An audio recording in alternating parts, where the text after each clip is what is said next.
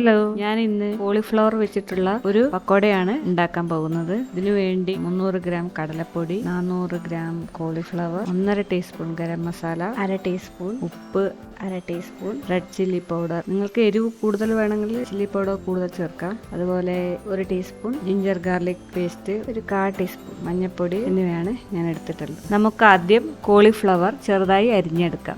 അരിഞ്ഞു വെച്ച കോളിഫ്ലവർ നമുക്ക് തിളക്കുന്ന ചൂടുവെള്ളത്തിൽ ഇട്ടിട്ട് ഒരു 2-3 മിനിറ്റ് മുക്കിയെടുക്കാം. കോളിഫ്ലവറിൽ പുഴുക്കളോ മറ്റുണ്ടെങ്കിൽ അതിനെ കളയാൻ വേണ്ടിയിട്ടാണ് ഇങ്ങനെ ചെയ്യുന്നത്.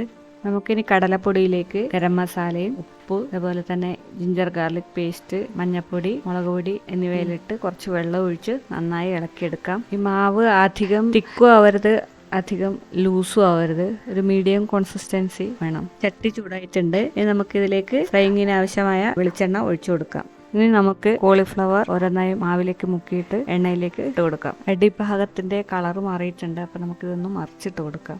കോളിഫ്ലവർ വേവായിട്ടുണ്ട്. ഇനി നമുക്കിത് കോരിയെടുക്കാം. അങ്ങനെ കോളിഫ്ലവർ പക്കോട റെഡി ആയിട്ടുണ്ട്. ഇതുപോലെ നിങ്ങൾ ഉണ്ടാക്കി നോക്കുക, അഭിപ്രായങ്ങൾ അറിയിക്കുക. താങ്ക്